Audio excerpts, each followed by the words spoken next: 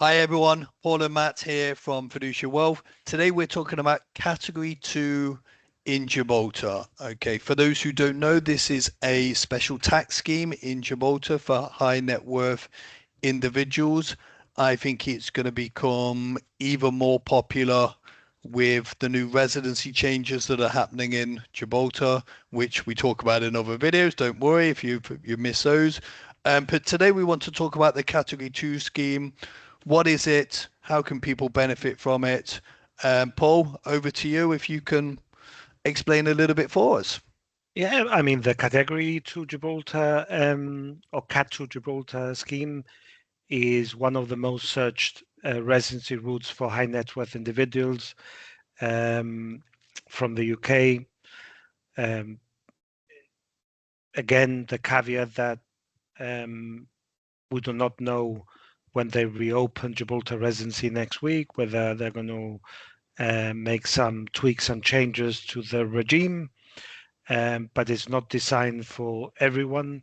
It doesn't suit everyone. It's normally high net worths, and maybe they are internationally mobile with business interests across more than one jurisdiction.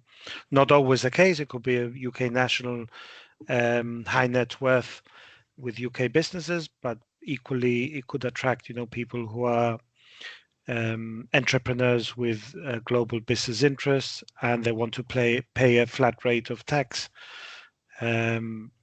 So it's quite attractive if you're paying a headline rate of tax, say 100,000 a year. Then with under the Category 2 regime, you pay a tax of between 37,000 and 44,000 pounds a year. So it's not suited for everyone, but it attracts certain individuals that would stand to gain from the lower headline rate. So no, the legislation goes back, I think, to 1990, 91. So it's 35 years old. It served its purpose. It continues to attract high net worths to Gibraltar, but so I don't think that they're going to do away with the Category 2 option. I just feel that maybe they take the opportunity to increase the amount of tax that you pay to qualify as a Category 2. I do not know. This is pure speculation at this point, but I'd be surprised if they do not review the Category 2 regime, given it dates back to 1990, 91, and they're revisiting, access to public services and the amount of tax people pay when they come to this jurisdiction. Yeah, I think so. I think one thing they may revise as well, Paul, is the conditions for Category 2. So Yeah, as it stands, and we have a lot of caveats in our videos at the moment. We're mid-February for these people 2026 watching on repeat. But so the conditions, you have to have a minimum net value of 2 million. This can be net, a kind yeah, of net range worth of of 2 assets, net million. worth. Correct. You have to have private medical insurance. Correct. You have to have Cat 2 qualifying property. This could be a rental or a purchase, but it has to be Cat 2 qualifying on And that. it needs to be of a sufficient size to meet the demands of your family. So I'll give you an example, Matt. You've got a couple with 3 young children, and they're in a studio. Of course, that is not practical, but you can imagine that you try and go for the to rent or buy the cheapest property. That would not work. They will look at the number, the family size and how many people are relocating to determine whether it's a suitable property or not. So on the one hand, it has to be qualifying property, as you rightly say, but also in relation to the size of the family. Yeah. Yeah, absolutely. And yeah, you obviously have to demonstrate your net wealth. You need references from your bank, from an accountant. Um, I think, of course, there's going to be kind of paperwork involved. That's where we come into the equation to help people through this. But I think one thing that I always come across, and I think you probably have as well, Paul, is that, just because you qualify for the Cat 2, it doesn't necessarily mean it's the right residency route for you.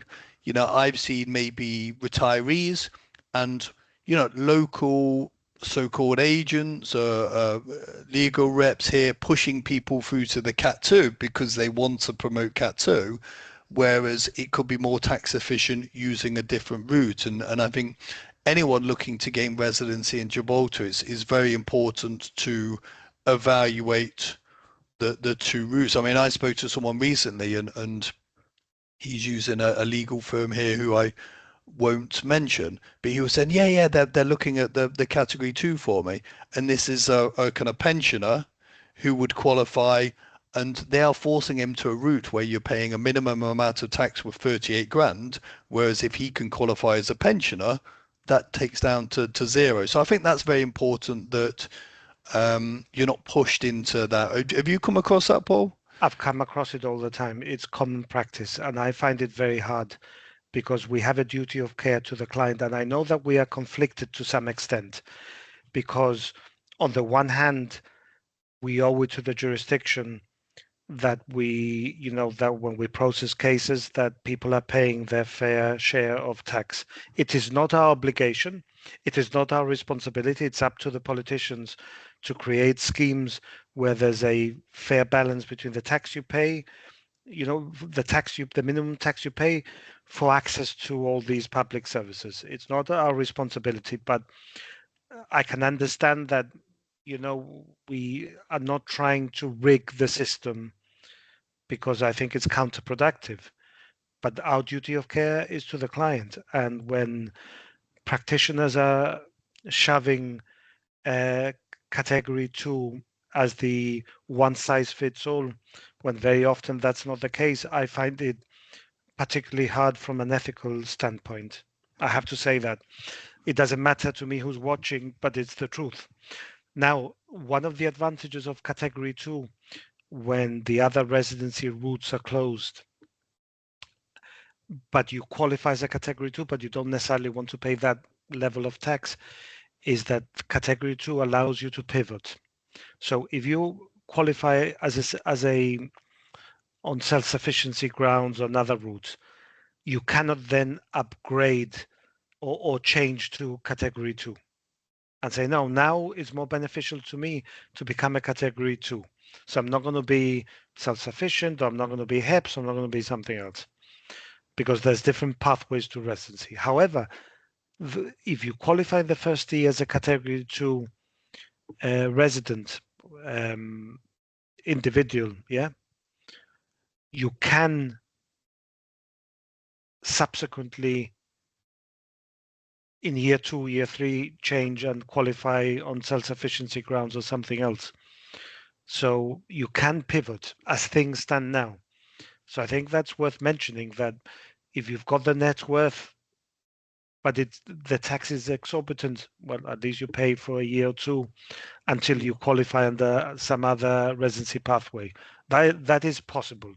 Today, tomorrow, I do not know, Matt, but today it's an option, and Yeah. an option worth, in our opinion, worth considering. No, it's a really good point, and I think again that speaks for why people should take a long-term view rather than just, okay, what works now may not be the case in a year's time or 5 years' time. It's all about that kind of planning and working with someone who knows what they're talking about and is working in your best interest as well.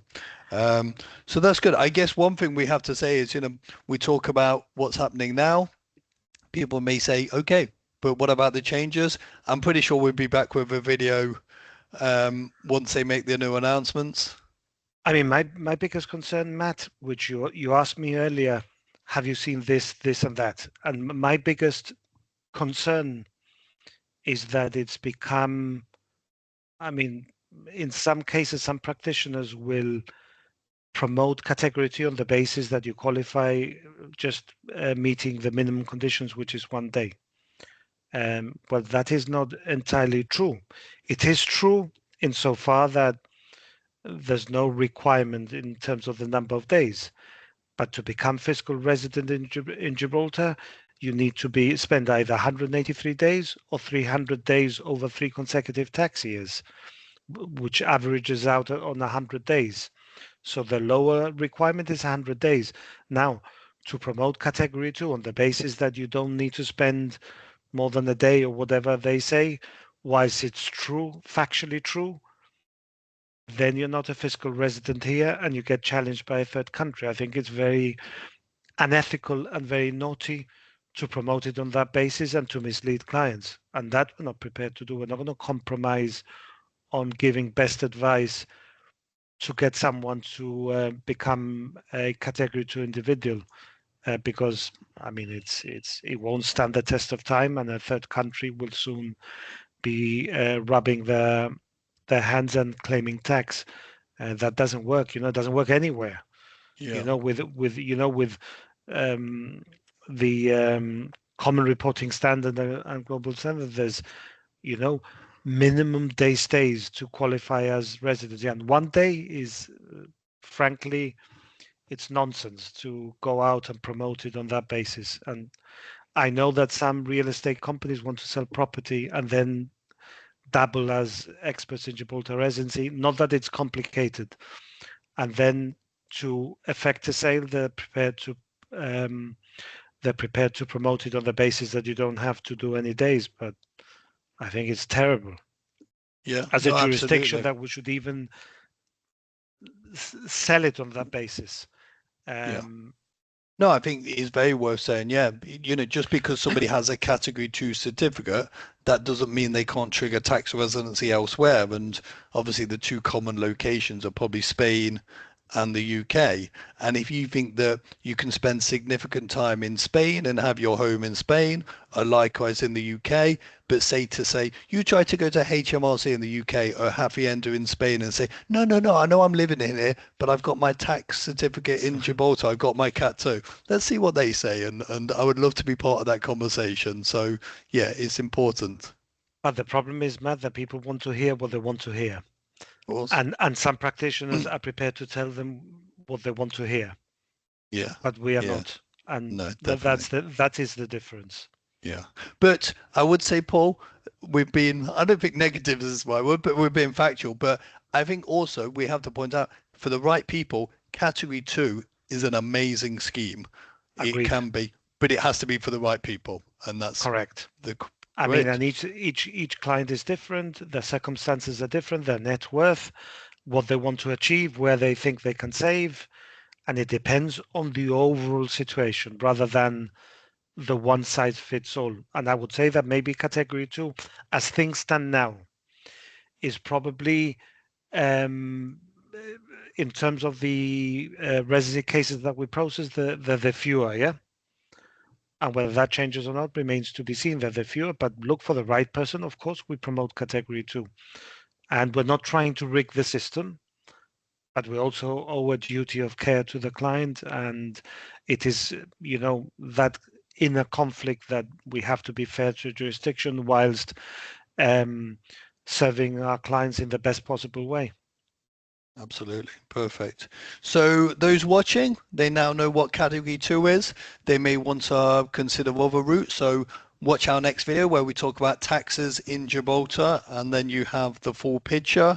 And then the next thing you should do after that is contact you and I, Paul. I think that's Oh, fair. definitely. Definitely, definitely. Wonderful. So everyone watching, hope you enjoyed that video. Make sure that you subscribe, like, share. Feel free to comment on our videos. Let us know what you enjoy, what you don't. Well, don't tell us what you don't enjoy. We don't want to hear. No.